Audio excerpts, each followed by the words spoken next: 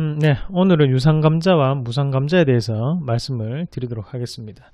자, 일단 앞서서 우리가 이제 증자를 한번 배워봤었는데요. 증자와 감자는 반대되는 개념이라고 생각을 하시면 됩니다. 그래서 우리가 증자가 말 그대로 자본금을 증하는 행위라고 말씀드렸는데, 반대로 감자는 자본금을 감소시키는 행위입니다. 거기 앞에 이제 유상감자가 있고, 또 한 가지는 무상감자가 있습니다. 그래서 오늘 그 두 가지를 말씀을 드릴 텐데, 자, 일단 유상감자에 대해서 먼저 말씀을 드리면, 일반적으로 일정한 금액의 돈을 주주들에게 돌려주고, 일반적인 금액에 뭐 보상을 한다고 생각하시면 됩니다. 보상을 하고 주식수를 줄이는 행위이다, 그렇게 보시면 되고, 대부분이 기업에 대한 규모를 축소하거나 또는 합병할 때 시행될 때가 많다. 이게 무슨 뜻이냐면, 감자는 말 그대로 자본금을 감하는 부분인데, 어떻게 감하냐면 밑에 보시면요, 자본금이라는 것은 액면가 곱하기 주식 총수가 바로 자본금이 됩니다. 그럼 이 주식 총수를 줄이면서 자본금을 줄이는 거죠.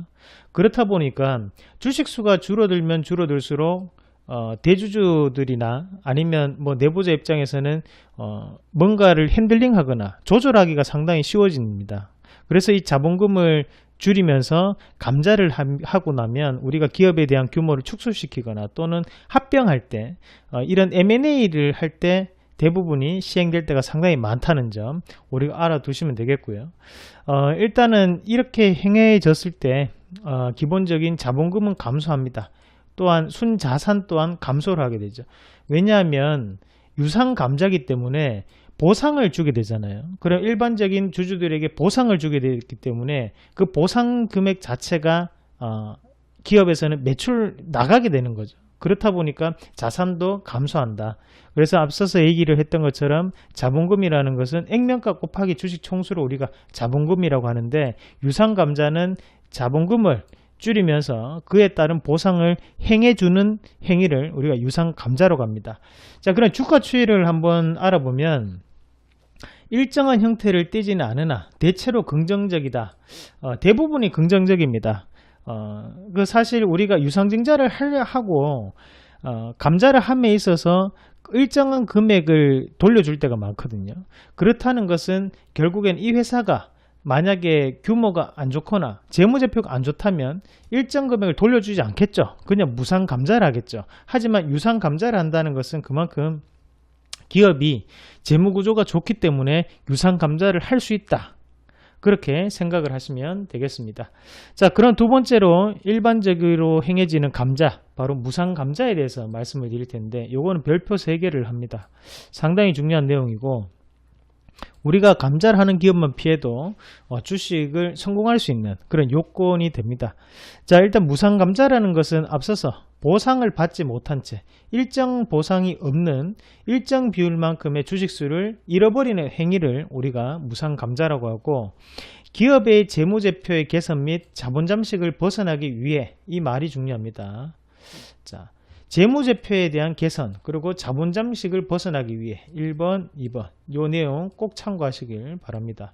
자, 일단 자본금이 감소를 하겠죠. 하지만 순자산은 유지가 됩니다. 왜냐하면 무상감자, 말 그대로 주주들에게 아무런 보상을 하지 않고 자산 자체 자본금을 줄인다는 거거든요. 그러면 순자산은 그대로고 자본금만 감소를 해버려요.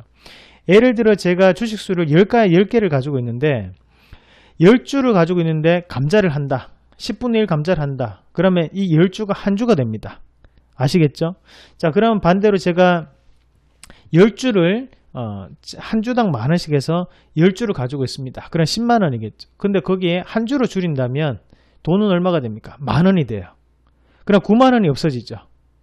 그러니까 그 9만 원에 대한 아무런 보상도 해주지 않는다, 그렇게 아시면 되겠습니다.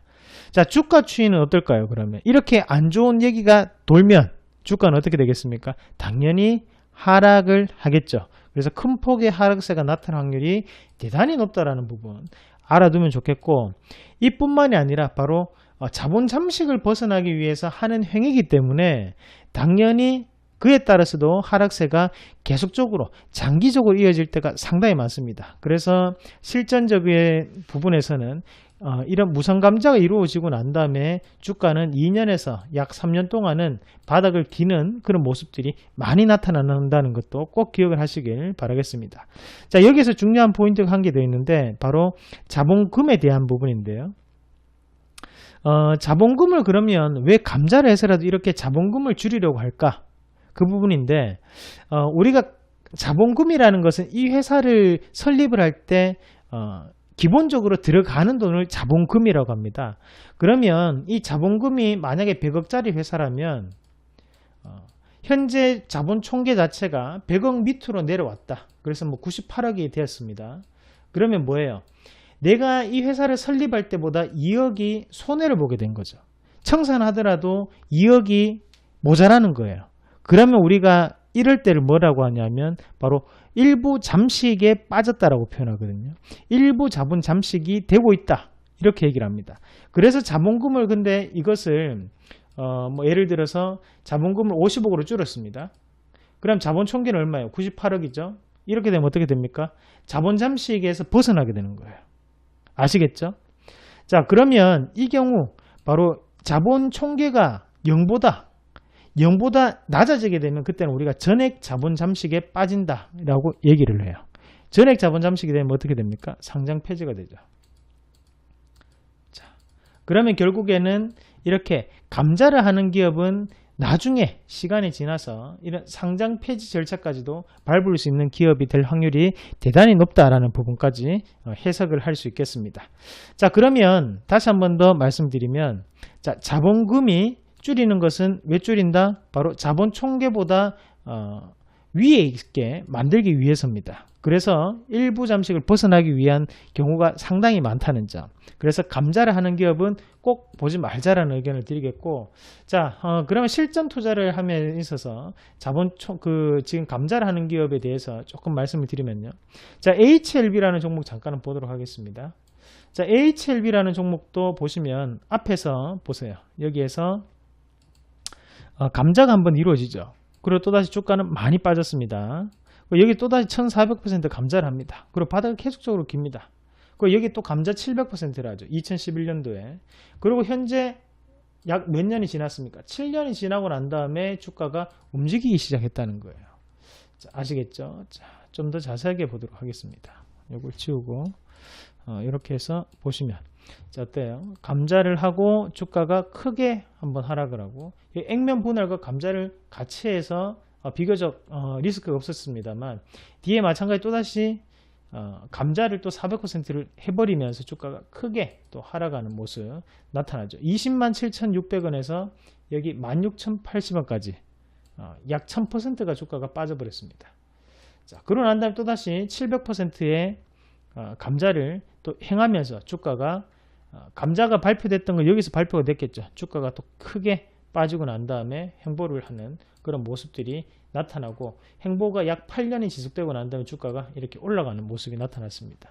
자, 이런 부분 자체가 많기 때문에 우리가 실질적으로 감자를 하는 기업을 지금 당장 이 기업에 대해서 관심을 가질 필요는 전혀 없고, 그리고 향후 2, 3년 동안은 주가가 횡보를 하거나 하락할 확률이 대단히 높다고 보시면 되고요. 다만 그런 작업들이 많았던 기업이기 때문에 나중에 세력주로서 주가가 크게 올라갈 여지가 있기 때문에 그런 것은 기술적인 부분으로 접근할 필요가 있다. 대신 꼭 3년이나 4년 또는 2년이 지나고 난 다음부터 그 주식을 봐야 된다는 점 꼭 참고하시길 바라겠습니다.